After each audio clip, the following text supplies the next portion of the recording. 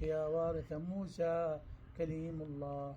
السلام عليك يا وارث عيسى روح الله. السلام عليك يا وارث محمد حبيب الله. السلام عليك يا وارث أمير المؤمنين عليه السلام ولي الله. السلام عليك يا ابن محمد المصطفى. السلام عليك يا ابن علي المرتضى. السلام عليك يا ابن فاطمة الزهراء. السلام عليك يا ابن خديجة الكبرى. السلام عليك يا ثار الله لي وابن ثاري والوتر الموتور. أشهد أنك قد أقمت الصلاة وآتيت الزكاة وأمرت بالمعروف وأنهيت عن المنكر وأطعت الله ورسوله حتى أتاك اليقين. فلعن الله أمة قتلتك، ولعن الله أمة ظلمتك، ولعن الله أمة سمعت بذلك فرضيت به.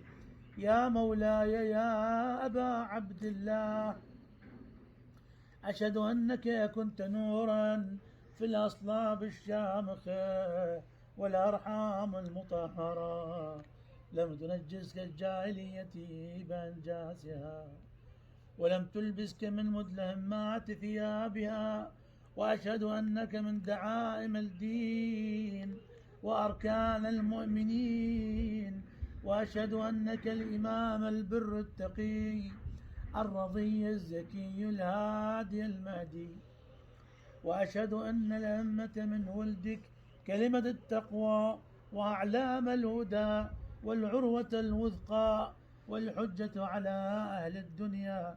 وأشهد الله وملائكته وأنبياءه ورسله إني بكم مؤمن وبإيابكم موقن بشرائع ديني وخواتيم عملي، وقلبي لقلبكم سلم وأمري لأمركم متبع.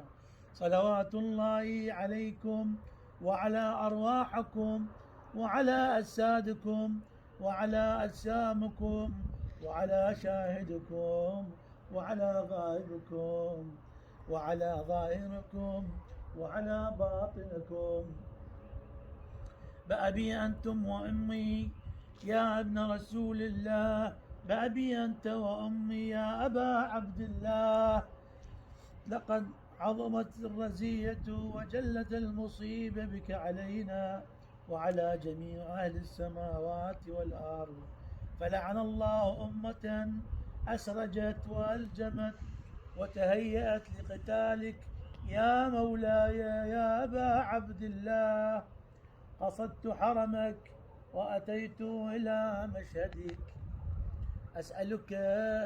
أسأل الله بالشأن الذي لك عنده وبالمحل الذي لك لدي أن يصلي على محمد وآل محمد، وأن تجعلني معكم في الدنيا والآخرة.